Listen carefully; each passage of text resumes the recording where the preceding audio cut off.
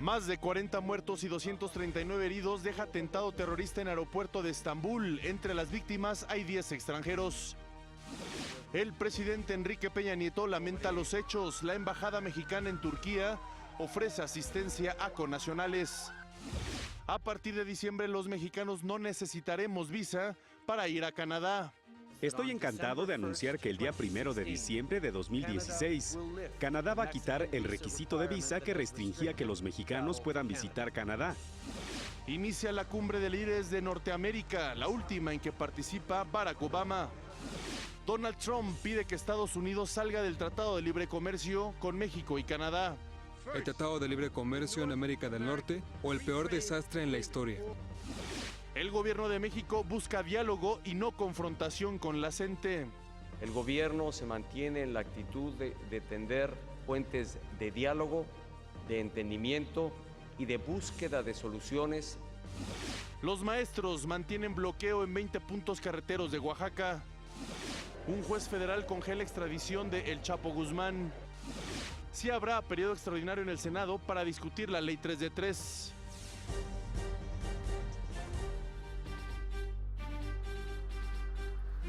Hola, ¿qué tal? Muy buenos días. Es un placer saludarlos esta mitad de semana, ya miércoles, el último miércoles del mes de junio ya del 2016. Y bueno, pues tengo el gusto de que esté con nosotros esta mañana Ana Cristina Olvera, quien viene justamente de Gran Bretaña. Viviste en primera fila lo que fue el Brexit. ¿Cómo te fue y cómo viviste este acontecimiento histórico para Europa, Ana? Así es, Omar, pues el gusto es todo mío, por supuesto, de estar con ustedes esta mañana en México al Día. Por supuesto, saludo también a Griselda Yebra, quien nos estará ayudando para comunicar a través de la lengua de señas. Y pues así es, Omar, tuve la oportunidad de estar de vacaciones en ese gran país y pues vivir un poco pues los sentimientos que se tienen alrededor de este acontecimiento. Hay una gran tensión, sobre todo en la ciudad de Londres, ya que como tú bien sabes y el público lo sabe bien, es una ciudad muy cosmopolita, claro. Que pues obviamente pues tiene mucha tendencia a pues ser más en pro de la Unión Europea. Claro. Incluso se ha planteado la posibilidad de que Londres, la ciudad, pues se separe, digamos, de alguna forma del Reino Unido y se una más a las tendencias europeístas. Por supuesto que pues no se sabe, hay muchísima incertidumbre, incluso cualquier trámite que intentas hacer, cualquier cosa que intentas hacer, las personas no saben qué va a pasar.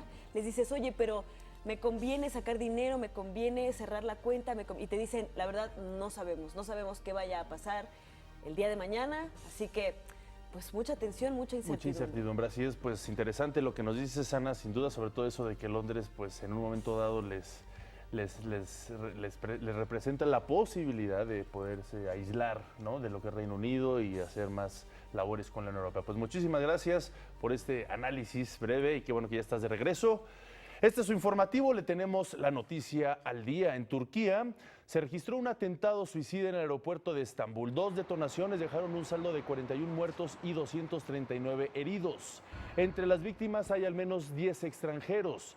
De acuerdo con el primer ministro turco, los primeros indicios apuntan al grupo extremista Estado Islámico, el mismo responsable de los atentados en París y Bélgica. Este sería el más reciente de una larga serie de acciones armadas con las que tanto los yihadistas del Estado Islámico como los nacionalistas kurdos han provocado ya más de 250 muertos durante el último año en Turquía. La policía ya identificó a 2 sospechosos. Un tercer atacante no identificado detonó explosivos desde el estacionamiento. ¿Y quiénes son estos extranjeros? Pues en su mayoría estos extranjeros que murieron allá en Turquía son de Arabia Saudí, son 5 ciudadanos de Arabia Saudí, de Irak son 2, de China, Jordania, Túnez, Uzbekistán, Irán y Ucrania son 1. Nadie, ningún latinoamericano se encontraba por allá. Europeos, pues solamente esta persona de Ucrania, los demás son pues prácticamente de Medio Oriente. Y estas son las imágenes de una de las cámaras de seguridad del aeropuerto de Estambul. Se puede ver claramente el momento en que uno de los terroristas se hace estallar. Segundos antes, un policía lo interceptó y logró dispararle, pero el terrorista, pues al verse herido, decidió activar inmediatamente los explosivos que llevaba adheridos al cuerpo.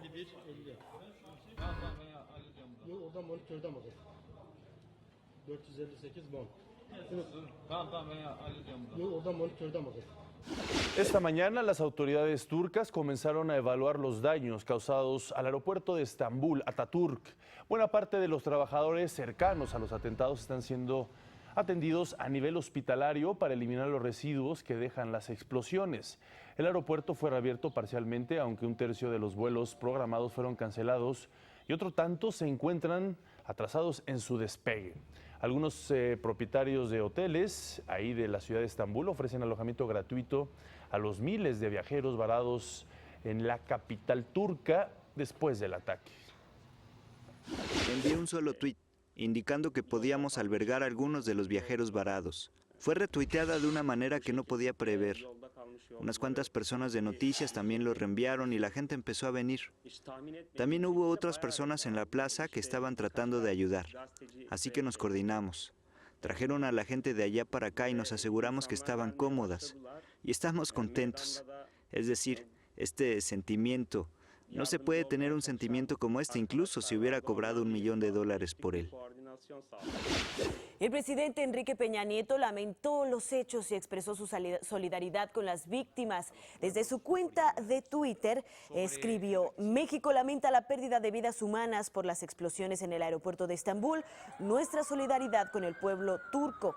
La embajadora de México en Ankara, Turquía, Marta Bárcena, indicó que ningún mexicano ha sido detectado como afectado hasta el momento. Detalló que mantienen contacto con los mexicanos que residen allá porque sus familias pudieron ya localizarlos. Hasta ahora, dijo, han localizado a todos y se reportan bien. Informó que se dará todo el apoyo a los mexicanos que residen en Estambul o que están de paso. Además de México, el mundo entero reaccionó al atentado terrorista en Estambul. La canciller alemana Angela Merkel condenó el ataque terrorista y en su mensaje dice: quiero expresar a todo el pueblo turco que estamos unidos con ustedes y que nos solidarizamos en la lucha contra el terrorismo. El presidente de Francia, François Hollande, repudió el ataque y se declaró triste por los ataques sucesivos en Turquía.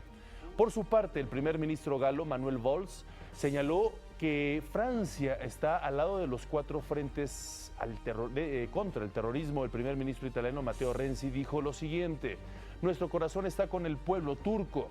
Estamos en contra del terrorismo por todas partes. Mientras tanto, el ministro iraní del Exterior, Javad Zarif, anunció en su cuenta de Twitter: el terrorismo ha vuelto a exponer su fealdad. La violencia es un extremismo que amenaza al mundo. Todos juntos debemos luchar contra ella. Washington también condenó el ataque terrorista en Estambul a través de un comunicado desde la Casa Blanca. Vamos a hacer una breve pausa, regresamos con más información. Esto es México al Día.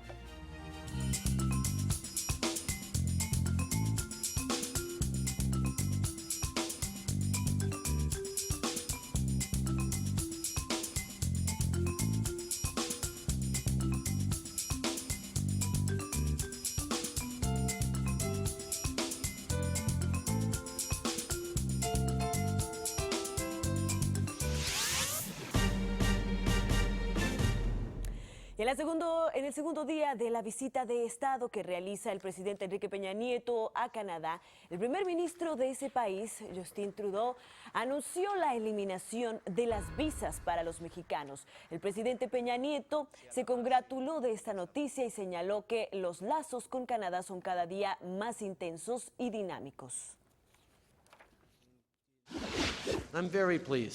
Es un honor para mí anunciar que el 1 de diciembre de 2016, Canadá eliminará el requisito de la visa que ha restringido el viaje de los mexicanos a Canadá. Vamos a cooperar con los oficiales mexicanos durante los siguientes meses para preparar este cambio. Esto hará que los mexicanos, nuestros amigos mexicanos, puedan viajar a Canadá.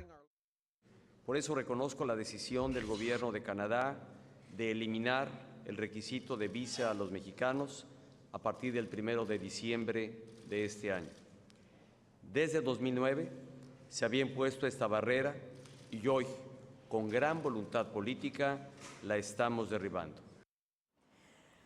Ante esta eventual eliminación, los mexicanos que quieran visitar ese país tendrán que tramitar simplemente una autorización electrónica de viaje y para quienes deseen trabajar o estudiar en Canadá deberán solicitar un permiso especial. Así es, Ana, y es que recordemos que fue en julio de 2009 cuando el gobierno de Canadá, obviamente con otro primer ministro, impuso la visa a los mexicanos que quisieran entrar en su territorio. Esto se debió a un incremento de las solicitudes de refugio de ciudadanos de nuestro país que, de acuerdo con las autoridades canadienses, en gran medida eran fraudulentas. Así lo reconoció en su momento el gobierno de México. De hecho, informó que en 2008 9.400 mexicanos solicitaron refugio, pero solo 11 fueron aceptados por la falta de credibilidad ante tantas solicitudes sin fundamento legítimo. Esto, aseguraron ambas partes, afectaba a quienes sí necesitaban del apoyo canadiense. Y vamos a conocer los acuerdos que firmaron el presidente de México y el primer ministro de Canadá. En esta visita de Estado, México y Canadá firmaron 14 acuerdos donde destaca el inicio de las importaciones a nuestro país de carne de res canadiense. Esta medida entrará en vigor a partir de octubre de este mismo año. Se firmó también un memorándum de entendimiento para promover el desarrollo y aumentar la cooperación en temas de pueblos indígenas. Se anunció el lanzamiento del diálogo estratégico de alto nivel México-Canadá. La primera reunión se realizará en México en octubre de 2016. Colaboración en el desarrollo internacional, especialmente en América Central y el Caribe. Otros acuerdos de desarrollo son con respecto al cambio climático y en áreas de enfermedades de transmisión vectorial, así como la planificación e intervención en casos de catástrofes. Además, para ampliar el intercambio de estudiantes, compartir información y experiencias en materia de seguridad e incrementar el turismo de manera recíproca. México y Canadá tienen un comercio bilateral de 26,000 millones de dólares canadienses y México es el tercer socio comercial de Canadá y a su vez, Canadá es el tercer socio comercial de México. Más de 3.500 empresas canadienses operan en nuestro país. En esta gira se anunciaron nuevas inversiones en México por más de 2.300 millones de dólares canadienses. Para México al Día, Gustavo Castillo. Por la mañana, antes de iniciar con las actividades oficiales, el presidente Enrique Peña Nieto y el primer ministro de Canadá, Justin Trudeau, se dieron un tiempo para salir a correr. Ahí está viéndolo usted en las imágenes, en la bella Canadá, siempre rodeada de gran naturaleza y espacios de mucha pulcritud. Ambos líderes iniciaron el día ejercitándose en el puente Alexandra, estructura que cruza el río Ottawa y conecta la capital canadiense con Quebec. Al término, estas fueron las impresiones del presidente mexicano, Enrique Peña Nieto. Casi 5 kilómetros. Muy bien. 5. Pero muy bien. Qué bonito el paisaje, sobre todo que en un ratito más iniciamos las actividades. Apenas sin tiempo. Correr y trabajar, repito. Posteriormente, el presidente Peña Nieto desahogó una apretada agenda de trabajo. En un encuentro con 60 jóvenes, la mitad de Canadá y la otra de México, el presidente Enrique Peña Nieto habló y respondió a las preguntas de varios temas, entre ellos el de la inseguridad en nuestro país. Y no es dejar de reconocer que sí hay problemas, que sí los hay en algunas partes y que están muy acentuados en algunas otras, pero también de reconocer varias partes de la geografía nacional en donde hay condiciones de seguridad, incluso de mayor seguridad a la que tienen grandes ciudades u otras partes del mundo. El presidente dijo que hace 3 años México era el 15º país con mayor número de turistas y hoy es el 9º país, lo que testimonia que las condiciones de seguridad han mejorado. En la reunión, el presidente Peña Nieto destacó uno de los objetivos de la reforma educativa. Yo creo que si nos ocupamos realmente de asegurar que haya calidad en la educación que se imparte, que sea del más alto nivel, de la mayor exigencia, estoy seguro que en este caso cualquier mexicano que egrese de alguna institución podrá acreditarse.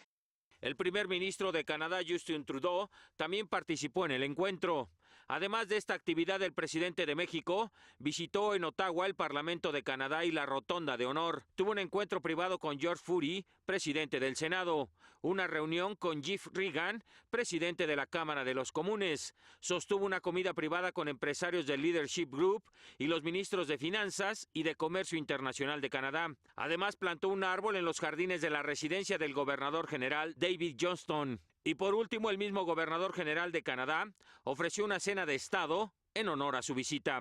Para México al Día, Gustavo Castillo. El presidente Enrique Peña Nieto y el primer ministro de Canadá, Justin Trudeau, se comprometieron a trabajar con quien resulte ganador en las elecciones de Estados Unidos, incluyendo a Donald Trump. Independientemente de quién sea victorioso, de una administración a otra siempre hay cambios. Sin embargo, nosotros colaboraremos con ello, tal como hemos hecho en el día de hoy, de manera positiva, teniendo en cuenta la relación trilateral que ya hemos establecido. De comprometerse a trabajar con el gobierno de Estados Unidos, con quien resulte electo en ese país. Mi gobierno es absolutamente respetuoso del proceso electoral interno que viven los Estados Unidos y buscaremos invariablemente trabajar con quien resulte electo. Respecto al Brexit, también coincidieron en que lo que buscan ambas naciones ahora es una mayor integración. Bajo una misma visión de trabajar en equipo, de fortalecer la región, de fortalecer la relación estratégica que tiene Canadá y México en el ámbito económico, en el ámbito comercial, trabajar en favor de la cooperación. Respetamos la elección de Reino Unido y el establecer paralelos o vínculos con la situación canadiense me parece que no es útil. Hemos de concentrarnos en el deseo de unirnos, tal y como lo hemos demostrado el día de hoy, con esta relación tan positiva que estamos renovando con México, con nuestros socios continentales. Mientras tanto, y en contraste, el precandidato republicano Donald Trump propuso que Estados Unidos saliera del Tratado de Libre Comercio de América del Norte, calificando a este como el peor en la historia del país. Señoras y señores, es tiempo de declarar nuestra economía independiente una vez más. Toda esta catástrofe fue iniciada por Bill y Hillary Clinton. Primero, el Tratado de Libre Comercio en América del Norte o el peor desastre en la historia. Este miércoles, en el Museo de Guerra de Ottawa, Canadá, se realizará la Cumbre de Líderes de América del Norte 2016. Antes, el presidente Enrique Peña Nieto tendrá una reunión bilateral con su homólogo estadounidense Barack Obama. En esta reunión se abordarán temas comunes como el apoyo a Centroamérica, la cooperación antidrogas, la migración, el acuerdo TPP y la creación de un centro de adiestramientos de cascos azules, entre otros interesantes temas. Posteriormente, los tres líderes iniciarán la octava cumbre de América del Norte entre Canadá, Estados Unidos y México. Al término, los líderes visitarán la terraza de la Galería Nacional para apreciar una exposición del muralista mexicano Rufino Tamayo y se tomará la fotografía de familia. Posteriormente se celebrará un almuerzo de trabajo de la Cumbre de Líderes. Al término de los trabajos se dará un mensaje conjunto y también una conferencia de prensa. Con ello terminará la visita de Estado del presidente Enrique Peña Nieto por Canadá y posteriormente iniciará un viaje a Chile para participar en la Alianza del Pacífico.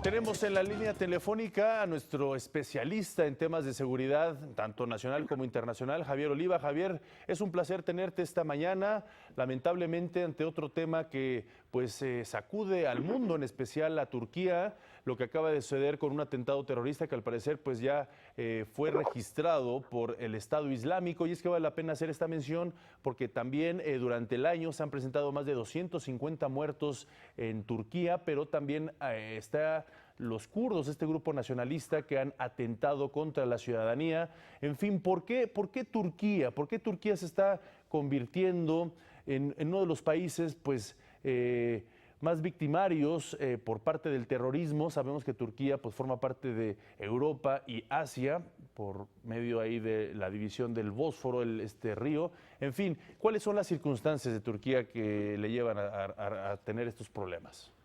Muchas gracias, buenos días.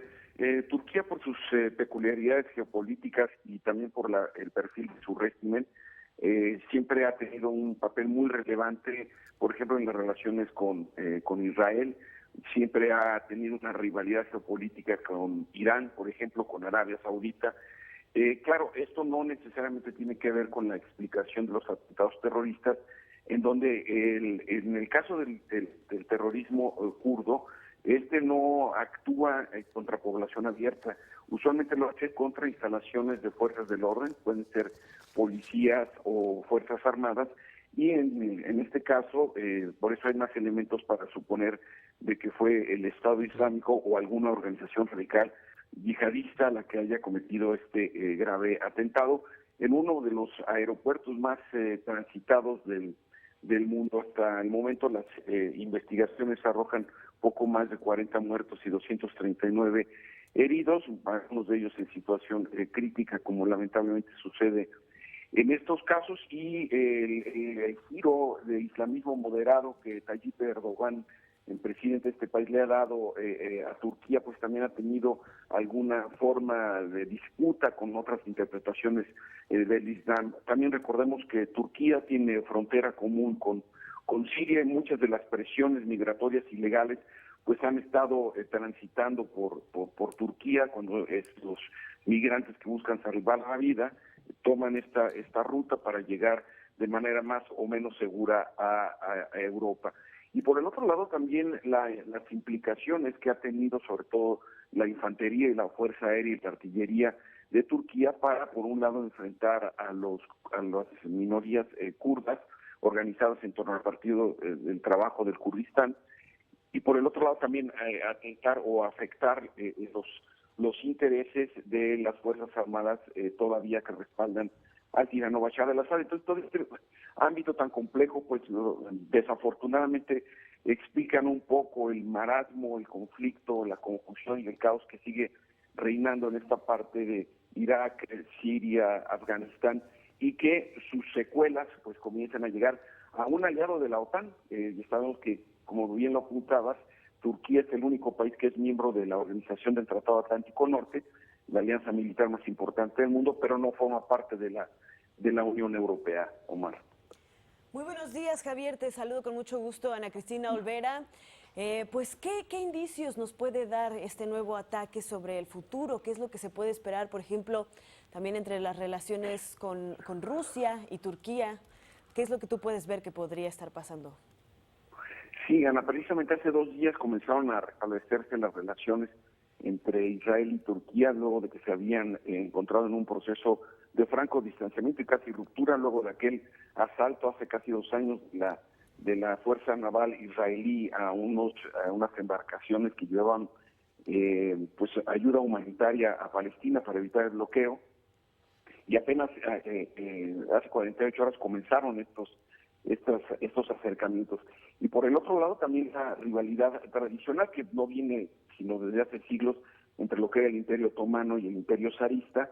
Hoy son países como Turquía y Rusia que mantienen siempre intereses importantes asentados en esa parte del mundo, sobre todo por el trazo de los oleoductos, porque pues por donde pasan estas tuberías gigantescas que llevan gas y petróleo de esta parte del mundo, sobre todo los yacimientos que se encuentran en el entorno del Mar Caspio, pues pagan ingentes cantidades de impuestos, y en este caso pues puede ser bien a Rusia o a Turquía. Entonces, como le comentaba hace un momento, Omar, es un conjunto de elementos que coinciden en esta parte del mundo, pero que bueno, no perdamos de vista que el problema fundamental son los atentados criminales del Estado Islámico de Siria y Levante, y que pues con esto tratan de demostrar que si bien han perdido terreno en la parte que controlaban de Siria y parte de Irak, pues el tema del terrorismo pues es transfronterizo, y pues de ninguna manera puede decirse que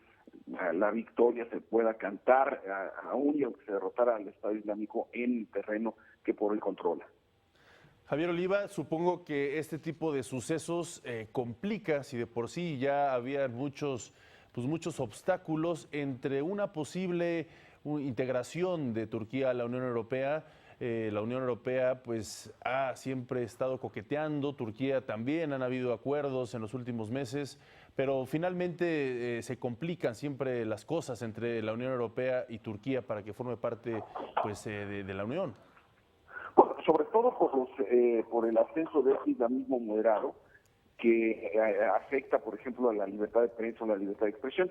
Recordemos que el domingo pasado también en la marcha del orgullo homosexual allá en Ankara y incluso en Estambul, pues se vieron entorpecidas por los controles policíacos para poderse manifestar. Entonces, más allá de la diferencia religiosa, más bien los controles, en algunos casos férreos, donde un comentarista de televisión no puede burlarse del presidente o algún cómico porque puede ser sancionado con cárcel, pues esto hace muy difícil que en un espíritu, sobre todo ahora que está renaciendo afortunadamente el perfil humanista y solidario y cooperante de la Unión Europea, pues es muy difícil que un régimen con claras tendencias dictatoriales pues pueda convivir con democracias consolidadas como son la mayor parte de las que integran la Unión Europea. Claro, pues muy bien, Javier Oliva, te agradecemos mucho que hayas estado con nosotros en México al Día esta mañana. Un fuerte abrazo.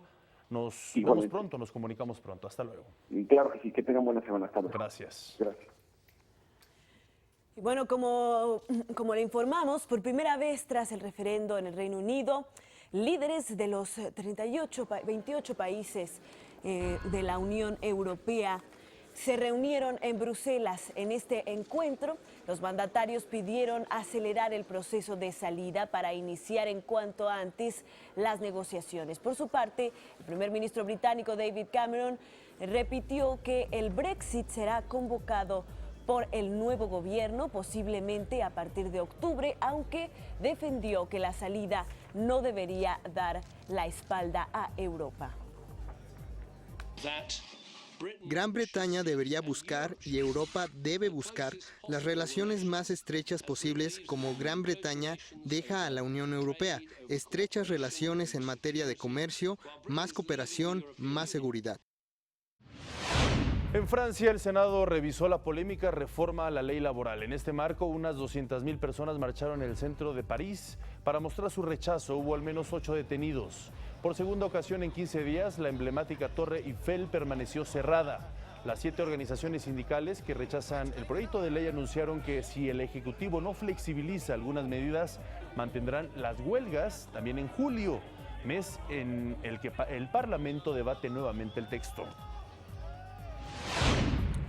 La UNICEF pronosticó un preocupante panorama para la infancia. Según un informe, en 2030, es decir, dentro de tan solo 14 años, cerca de 70 millones de niños morirán antes de cumplir los 5 años y por causas completamente evitables.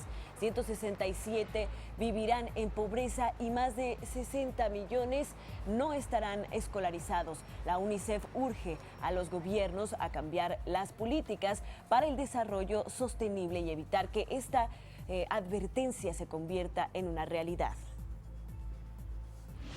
Es momento de ir a nuestro primer resumen.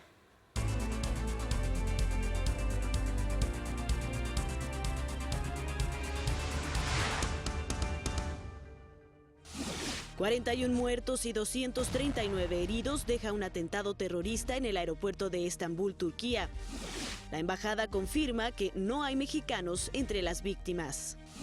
México y Canadá firman 14 acuerdos. Además, anuncian eliminación de visa canadiense a mexicanos. Estoy encantado de anunciar que el día 1 de diciembre de 2016, Canadá va a quitar el requisito de visa que restringía que los mexicanos puedan visitar Canadá.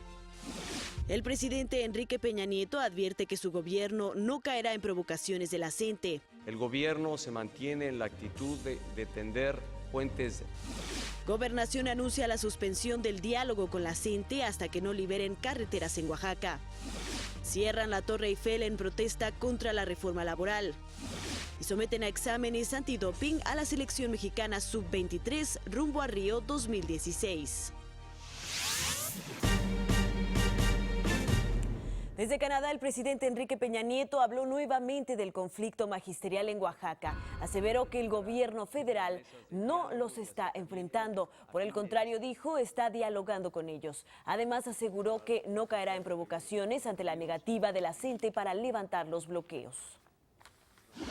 El gobierno se mantiene en la actitud de tender puentes de diálogo, de entendimiento y de búsqueda de soluciones ante cualquier conflicto, pero tampoco vamos a caer en las provocaciones. En conferencia de prensa, acompañado por el primer ministro de Canadá, Justin Trudeau, hizo un llamado a los maestros disidentes a regresar a las aulas. Yo apelaría a que nuevamente recuperaran la vocación social que tienen las maestras y maestros, que vean por el desarrollo de sus comunidades, que no afecten la vida interna de sus comunidades y que sea a través de la vía institucional.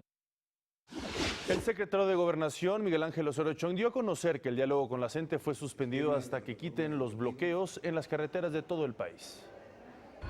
Son sus propias familias y son sus propios vecinos y además son las niñas y los niños que están a punto de no poder terminar el ciclo escolar. Entonces, sí lo pongo en la mesa porque tiene que haber responsabilidad, es corresponsabilidad, es generar condiciones de ambas partes, no puede ser solamente la parte del gobierno. También informó que ya se envió un equipo de ayuda a Nochixtlán, Oaxaca, a petición de una comisión que acudió junto con la CENTE a la reunión del pasado lunes. Sin embargo, dijo, los habitantes no permitieron el acceso al grupo de ayuda e incluso desconocieron a la comisión que acudió a la Secretaría de Gobernación.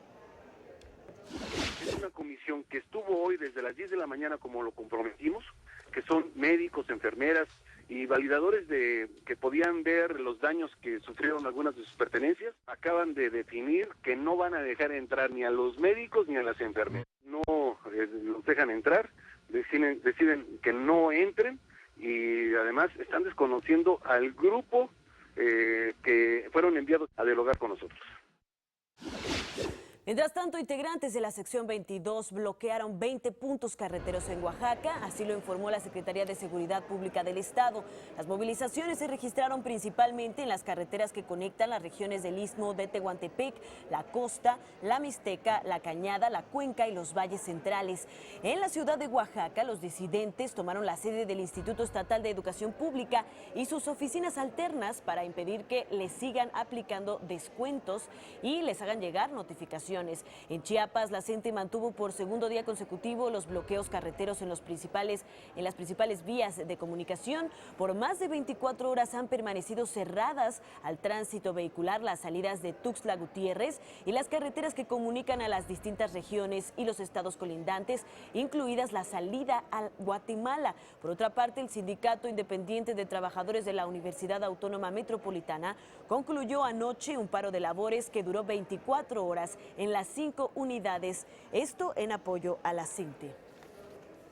En este mismo contexto, el secretario de Gobernación, Miguel Ángel Osorio Chong, se reunió con empresarios de Oaxaca, acompañados por el presidente del Consejo Coordinador Empresarial, Juan Pablo Castañón.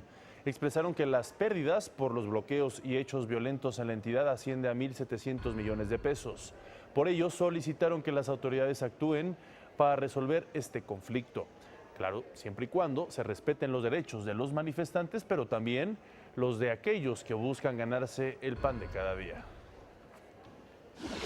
Ninguna causa, como lo hemos dicho, puede justificarse en la violencia y en la afectación a los terceros. Es importante continuar en el diálogo para dirimir cualquier diferencia que tengamos entre los mexicanos, pero también es fundamental el respeto de todos los mexicanos y del Estado de Derecho.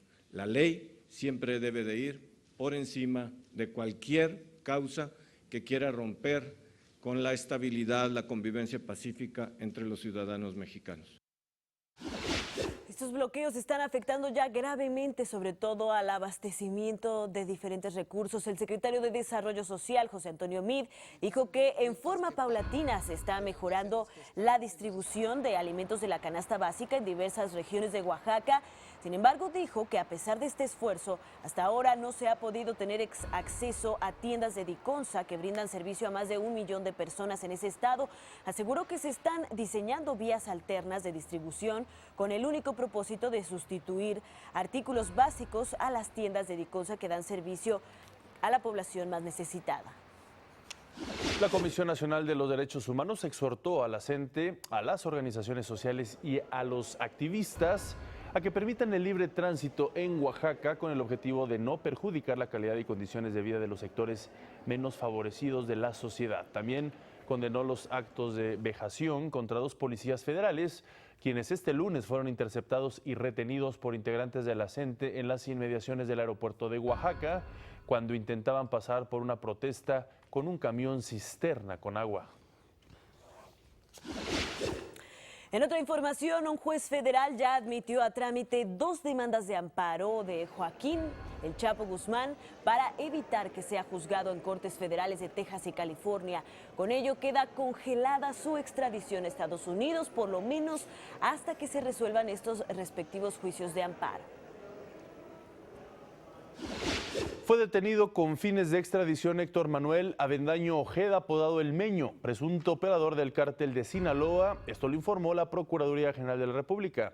De esta forma comenzará un nuevo proceso para su posible extradición a los Estados Unidos por crímenes contra la salud. Isidro Pastor Medrano, secretario de Movilidad del Estado de México, denunció que detectaron una posible red de corrupción dentro de la dependencia a su cargo. Pastor Medrano aclaró que se trata de una expedición de 502 concesiones ilícitas de transporte público. Detalló que esto fue detectado y denunciado desde noviembre del año pasado.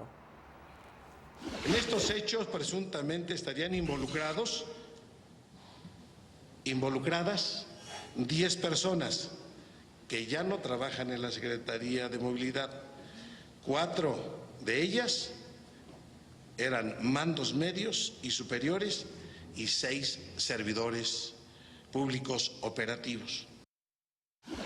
El 5 de julio, es decir, la próxima semana, el Senado de la República realizará una sesión extraordinaria a fin de reformar la Ley de Responsabilidades Administrativas, conocida como la Ley 3 de 3, y con ello dar cauce al veto presidencial. Como recordará, esta ley obligaba a empresarios y a todas las personas que reciben fondos o aportaciones económicas del gobierno a presentar sus declaraciones fiscal, patrimonial y de intereses. Ya se tomó la decisión de que el martes 5 sea el extraordinario, después de recibir al presidente de Italia en sesión solemne. De inmediato procederemos a entrar al extraordinario aquí en el Senado de la República. Vamos ahora a las breves nacionales.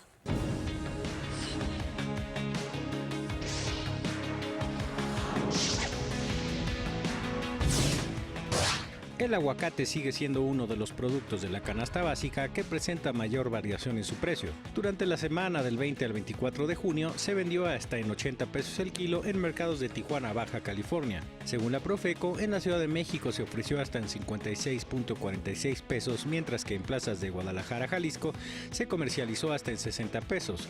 En Puebla costó 28 pesos, en Mérida, Yucatán 30 pesos y en Monterrey, Nuevo León 45 pesos. Un juez federal prohibió la entrada de papa fresca desde los Estados Unidos a territorio mexicano por constituir un riesgo latente a la biodiversidad y contaminación del suelo. En tanto, la Zagarpa reiteró su respeto absoluto a las resoluciones del Poder Judicial Federal y su posición de que los asuntos jurídicos se litigan en tribunales. En este caso, agregó que las resoluciones que se han emitido hasta el momento no son definitivas y por lo tanto el tema no está resuelto. Un grupo armado asaltó 2 joyerías que se encuentran al interior de un centro comercial ubicado en el municipio de San Pedro Garza García, en Nuevo León. De acuerdo con testigos, los asaltantes dispararon para amedrentar a los presentes y arrojaron bombas de gas para impedir la visibilidad en las cámaras de seguridad. Hasta el momento no se ha cuantificado el valor de la mercancía robada. Un trabajador de la Universidad Nacional Autónoma de México fue asesinado en las inmediaciones de la Facultad de Química sin que hasta el momento se conozcan los motivos del crimen. La víctima fue identificada como José Jaime Barrera, de 50 años, quien se desempeñaba como jefe de servicios de la facultad. El cadáver, que presentaba una herida en el pecho, fue retirado del lugar y las autoridades ministeriales iniciaron las investigaciones. En mayo, la tasa de desempleo en México se ubicó en 4%, lo que representa una disminución con respecto al mismo periodo de 2015, cuando se situó en 4.4%. Mientras que en su comparación mensual, este índice subió 0.1%. Vamos a hacer una breve pausa, regresamos con más información.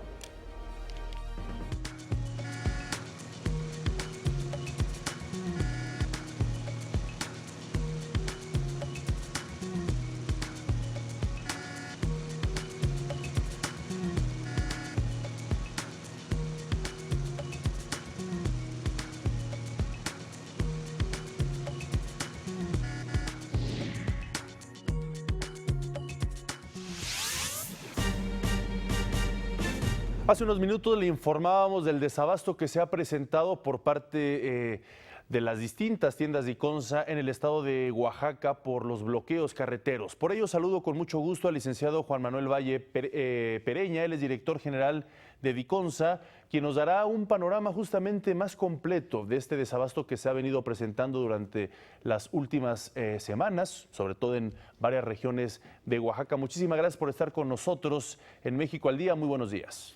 Muy buenos días, Omar. Muchas gracias por el espacio. Al contrario, platíquenos. Ayer el secretario de Desarrollo Social, José Antonio Meade, justamente pues daba a conocer algunos datos de cómo se están desarrollando el abasto a estas tiendas. Platíquenos de primera fuente cómo van las cosas allá en Oaxaca. Pues mira, te platico. Hace una semana, de las 2.500 tiendas que tenemos en el estado, solamente estábamos pudiendo llegar a 600 y con un número acotado de productos. Particularmente no estábamos pudiendo llegar con maíz. Maíz explica el 30% de lo que vendemos en el estado. Todas las familias compran maíz para hacer tortillas, para hacer harina, para hacer agua. Entonces, no nada más era el número de tiendas que atendíamos, sino que el principal producto no podía llegar. Son 600 tiendas de 2.500 en las comunidades más pobres del estado, en las zonas de la sierra, en las zonas de las costas, ¿no? Atendemos a la gente más pobre en el estado. Nos pusimos a trabajar muy de la mano con el personal de la empresa, con la gente de las comunidades que son parte del proceso de trabajo de la empresa, e identificar alternativas para poder llegar a más tiendas. Y las conclusiones fueron que teníamos que trabajar mucho más de noche y que teníamos que trabajar incluso por brechas para evitar los bloqueos. A una semana estamos llegando a 1.600 tiendas, nos siguen faltando 900, nos sigue faltando casi 1 millón de personas que viven en esas localidades que están en riesgo de abasto. Las tiendas las abastecemos cada semana. Si llevamos 15 días sin llegar a las tiendas, pues ya están en los niveles de riesgo en inventarios, en arroz, en frijol, obviamente en maíz, en aceite, en azúcar y en harina de maíz, que son como los productos que más se venden, que más demanda la población, no es lo básico de lo básico. En el tema del maíz todavía era más complicado. El maíz lo movemos desde un almacén en la colindancia con Puebla, desde un almacén cercano a la ciudad de Oaxaca y desde un almacén en Tehuantepec. Y el de Tehuantepec y el de Oaxaca lo alimentamos del puerto de Salina Cruz.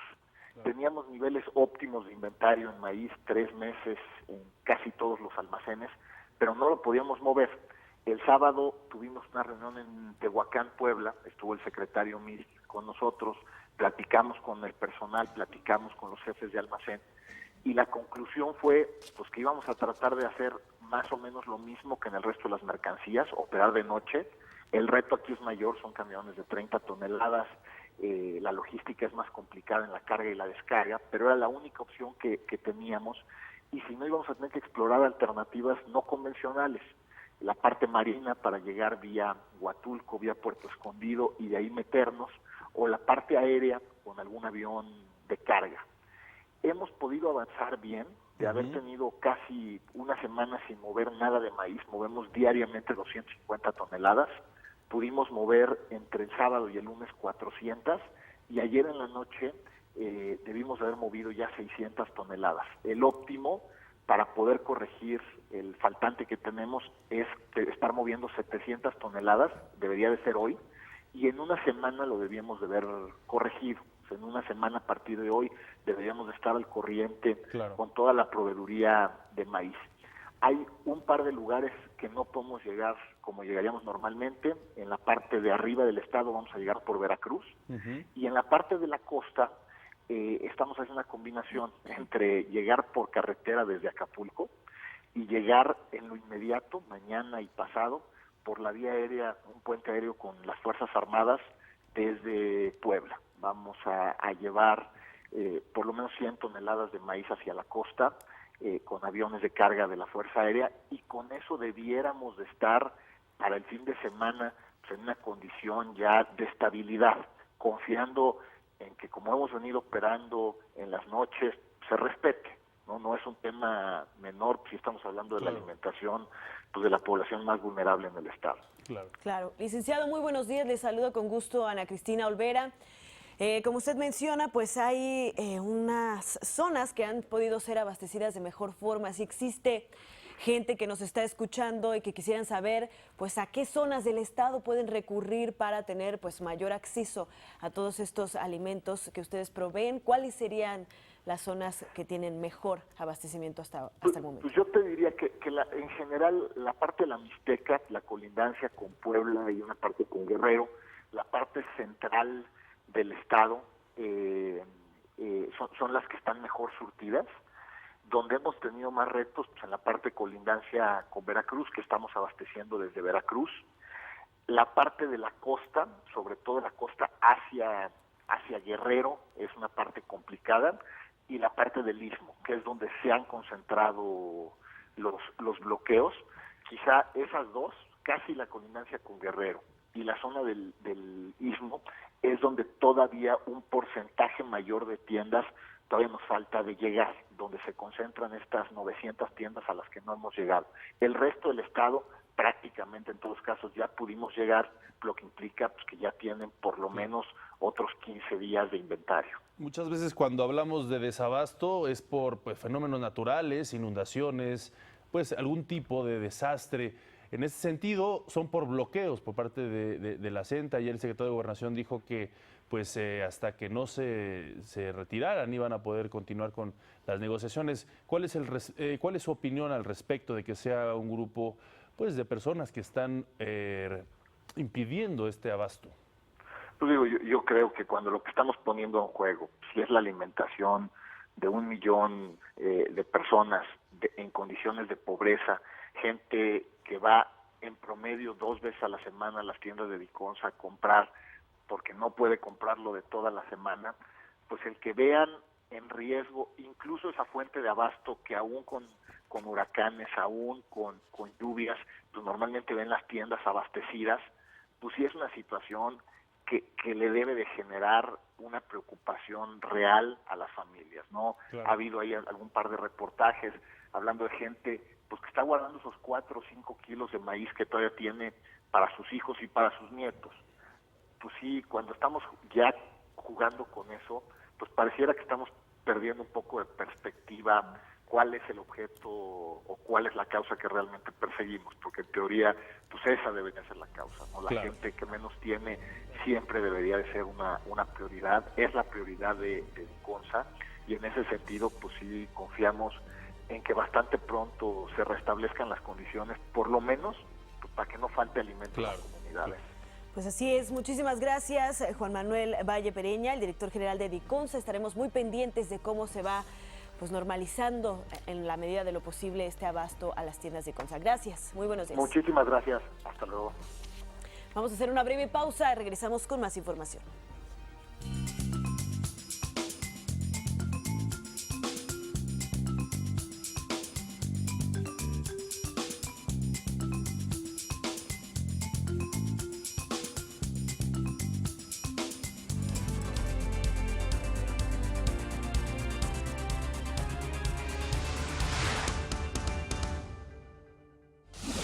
El presidente de México expresa sus condolencias y solidaridad a las víctimas del atentado terrorista en Estambul, Turquía. Hoy se realiza la cumbre de los líderes de Norteamérica, la última en la que participa Barack Obama. Donald Trump pide que Estados Unidos salga del Tratado de Libre Comercio con México y Canadá. El Tratado de Libre Comercio en América del Norte o el peor desastre en la historia. El Senado anuncia un segundo periodo extraordinario para reformar la Ley 3 de 3. Un juez federal suspendió la extradición a Estados Unidos de Joaquín El Chapo Guzmán. Detienen a Héctor N., alias El Meño, presunto operador del cártel de Sinaloa. En riesgo de muerte, 60 millones de menores de 5 años a nivel mundial, anuncia la UNICEF. Dan a conocer el calendario CONCACAF de la temporada 2016-2017. La Universidad Nacional Autónoma de México continúa con el apoyo a emprendedores y nuevos empresarios de la comunidad universitaria interesados en formar y desarrollar su empresa. Esto a través del sistema InnovaUNAM. el cual ha ayudado a la creación de más de 150 empresas de diferentes giros y algunas de ellas ya han alcanzado ventas anuales por varios millones de pesos. Nosotros buscamos que todo proyecto sí tenga algo diferente, algo nuevo, ¿no?, que aportar. Esos son los principales requisitos que tenemos. También lo que nosotros buscamos para que se integren a estos procesos de incubación de empresas es que el proyecto ya venga con cierta madurez. O sea, nosotros buscamos que cuando se integren a este proceso ya tengan un modelo de negocio. Que el modelo de negocio ya es una estructura básica de cómo va a estar conformado esta empresa a grandes rasgos, o sea, qué va a ofertar, a quién se lo va a vender.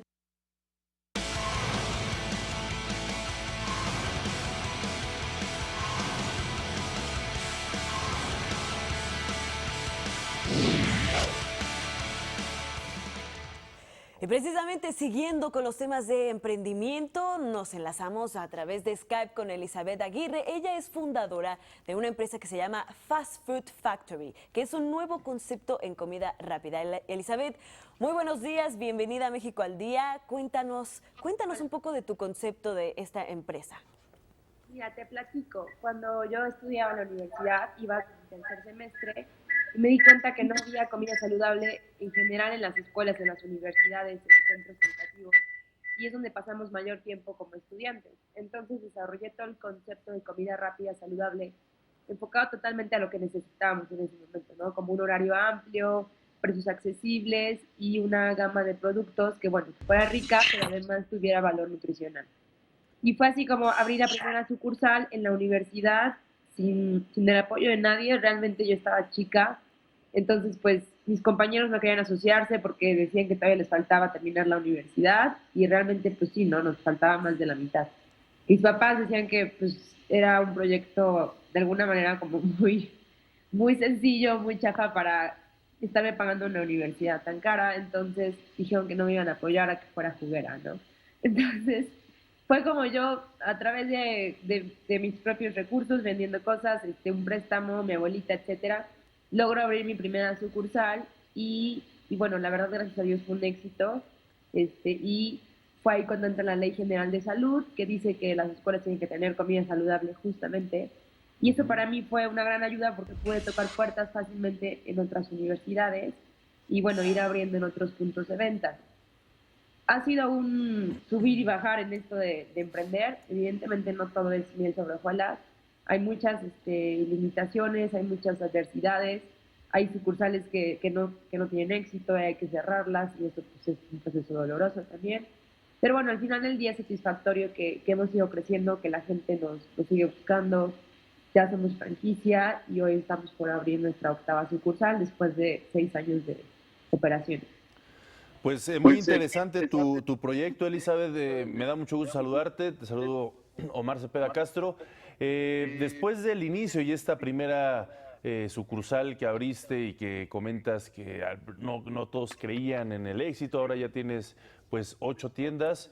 En los últimos tiempos, para poder expandir, para poder consolidar la marca, la empresa, el producto, ¿cómo fue esta subida? ¿Tuviste algún tipo de apoyos? ¿Las universidades, algún tipo de instituciones te auxiliaron, te ayudaron, tanto financieramente como pues, para desarrollar tu concepto, teóricamente?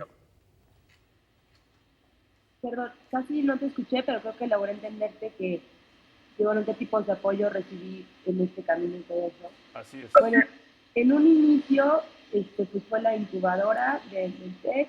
Después fueron muchos mentores, amigos. Yo me acerqué a gente que yo admiraba en el medio emprendedor y admirablemente pues es padre que todos están dispuestos a ayudarte, o la gran mayoría, con consejos. Después conocí al licenciado Jacob en un evento de emprendimiento, en un concurso que se llama el Premio del Estudiante Emprendedor. Bueno, la verdad es que yo no sabía ni quién era, entonces fue padrísimo porque conoció mi proyecto, nos caímos muy bien y de ahí me acercó al INADEM y por medio del INADEM hemos tenido mucha exposición de marca, he dado conferencias, he estado en la Semana del Emprendedor y todo eso a mí me ayudó muchísimo porque a lo mejor en Puebla me conocían, pero en otros estados de la República no sabían quiénes éramos, ¿no? Entonces eso ayudó a que la gente conociera la marca, que hubiera más interesados de franquicias y que cerraran 2 ventas en nuestros estados. Pues realmente creo que el apoyo de INADEM, aunque no ha sido económico como tal, ha sido de un gran impulso. Entonces, sí hay apoyo, Elizabeth, en México para los emprendedores. ¿Sí les recomiendas a los jóvenes mexicanos aventarse y emprender? Claro, totalmente. Yo creo que si uno no habla, Dios no lo ayuda.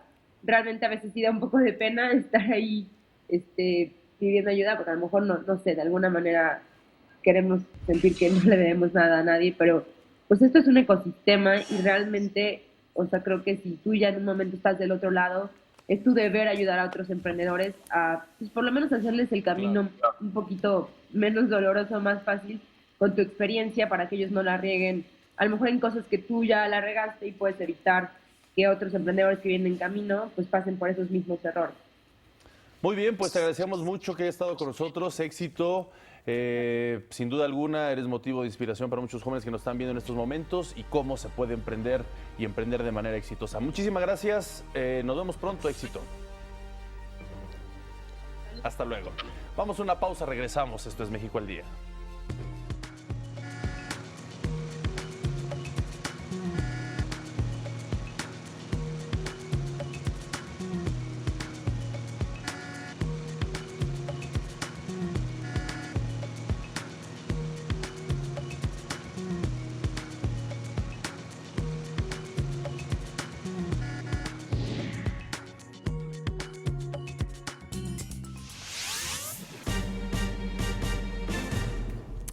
Ya estamos de vuelta y como cada miércoles, pues tenemos aquí a nuestra experta en literatura que nos viene a hacer unas recomendaciones para pues estar bien informados en cuanto a lo nuevo y lo mejor que hay que leer. Lorena, Elizabeth, muy bienvenida como siempre. ¿Qué tal? Qué gusto Hola, estar con placer, ustedes, Lorena. como Bienvenida. todas las semanas. No sé si lo mejor, pero por lo menos lo que ya leí y me gustó. Exacto, exacto. Creo que una buena recomendación para un libro siempre es haberlo disfrutado. Y bueno, como todas las semanas les tengo libros de obsequio. Maravilloso. En esta ocasión se llama De la formación a lo público. Es un libro sobre arte contemporáneo que está coeditado por el Museo de Arte Carrillo Gil. Ahí están los teléfonos, tenemos 2 ejemplares para quien le gusta el tema del arte contemporáneo. Y bueno, pues ya en nuestra materia de lectura les quiero recomendar esta novela, una novela breve, La tentación de las armas de fuego, del escritor francés contemporáneo Patrick Deville, editado por Los Insospechables en una traducción al español de Claudia Iskovich. Y es una novela pues de amor, de un hombre, un escritor, pareciera que es el mismo escritor porque en la actualidad vemos mucho que los narradores recurren menos a la ficción y terminan novelando sus propias historias de vida.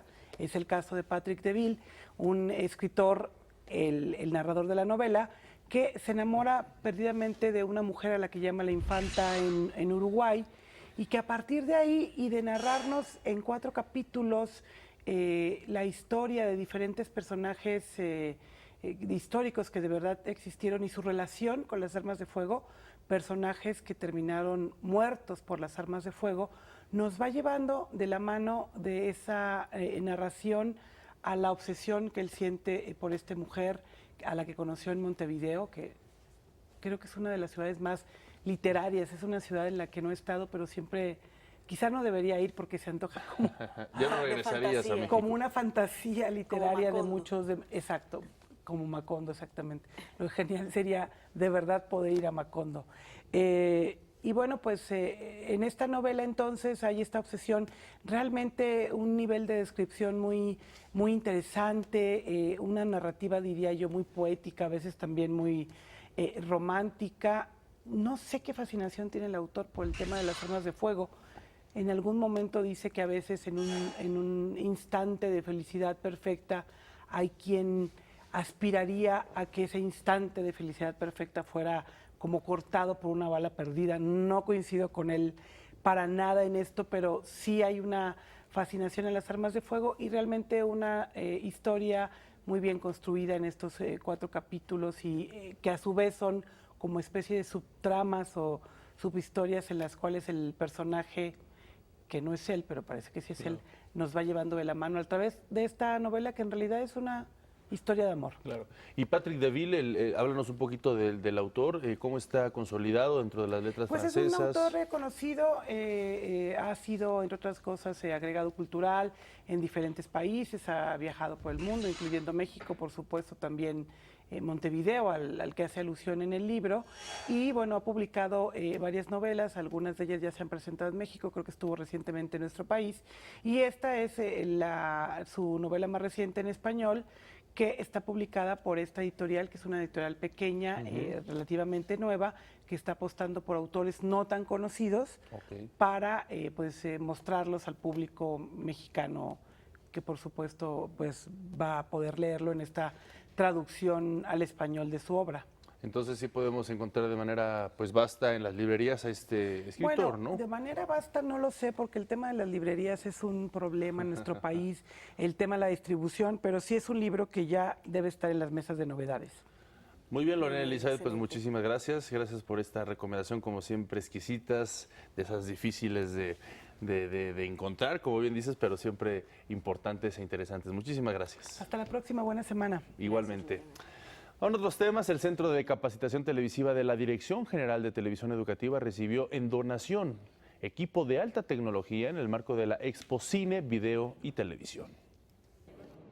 El Centro de Capacitación Televisiva de la Dirección General de Televisión Educativa participa en la Expo Cine, Video, Televisión en el World Trade Center. Ahí ofrece talleres gratuitos con constancia de participación en edición de imagen en alta definición, iluminación, operación de cámaras de última tecnología y guionismo, entre otras. Un centro de capacitación virtual. Aquí tenemos ya las sillas, nuevos esquemas de producción y de capacitación para todos los que están buscando innovaciones en la producción y en la generación de audiovisuales. En esta exposición se muestra lo que está a la vanguardia en el mundo de la producción audiovisual. Aquí van a encontrar desde un dron hasta las posibilidades de montar un canal de televisión completo. En el marco de la Expo, la empresa Simplemente donó al Centro de Capacitación Televisiva 10 cámaras, 3 con tecnología 4K y 7 con tecnología Full HD. Estamos muy emocionados que pudimos darles estas cámaras. Esto les permitirá empezar a trabajar con equipo muy profesional. Era así, algo bien merecido, un refresh tecnológico para que pudieran, pues ahora sí que abarcar más y tener imagen de más linda calidad, ¿no? Porque sus contenidos son muy buenos. Nos van a permitir no solamente generar nuevos esquemas de capacitación audiovisual, televisiva, sino que también nos va a permitir tener nuevos esquemas de producción para toda la Dirección General de Televisión Educativa. Y los mayores beneficiarios serán los estudiantes y la audiencia. Televisión educativa es para la red, donde estamos asociados 61 medios públicos. Prácticamente nuestro corazón de capacitación, ya con equipo de alta tecnología, pues evidentemente va a redundar en beneficio también de todos los asociados a la red. La Expo Cine, Video, Televisión se realiza en el World Trade Center de la Ciudad de México hasta el viernes 1 de julio, de 2 de la tarde a 8 de la noche. La entrada es gratuita. Para México al Día, Flor Hurtado. El poeta veracruzano Francisco Hernández, ganador del Premio Nacional de Ciencias y Artes 2012, celebró sus 70 años de vida en el Palacio de Bellas Artes. Hernández fue distinguido por su destacada labor en las letras mexicanas en el marco del ciclo de protagonistas de la literatura organizado por la Coordinación Nacional de Literatura de Limba. Francisco Hernández es autor de 25 títulos, entre ellos Gritar es cosa de mudos y Odioso caballo. En octubre, el Fondo de Cultura Económica publicará su poesía reunida en 2 tomos que incluirá poemas inéditos. El Instituto Nacional de Antropología e Historia asumió formalmente el resguardo de la escultura conocida como el Caballito, que fue dañada durante un trabajo de limpieza y mantenimiento. De julio a septiembre próximos, el INAH realizará un diagnóstico para determinar las alteraciones y deterioros que sufrió la escultura ecuestre de Carlos IV, creada por Manuel Tolsá. En los trabajos para la conservación y restauración de la obra participará un equipo interdisciplinario compuesto sobre todo por especialistas del INAH. México es tu museo.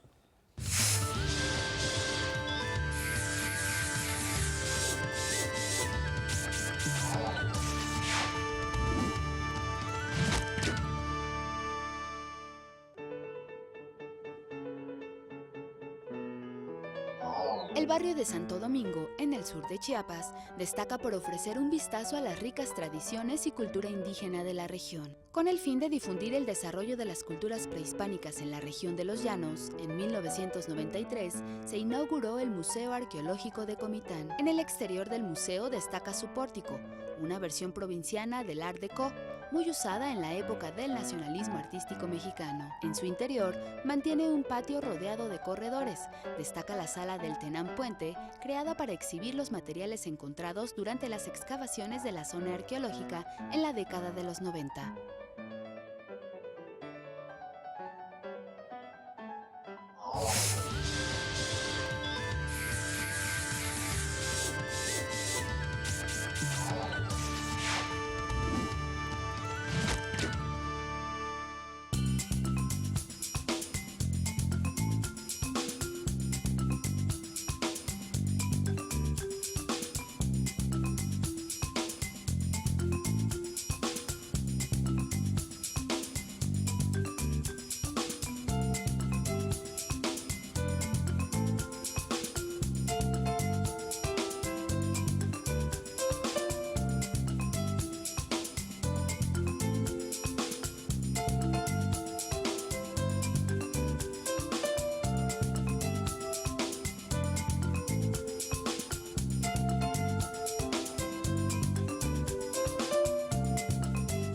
Vamos a nuestro resumen final.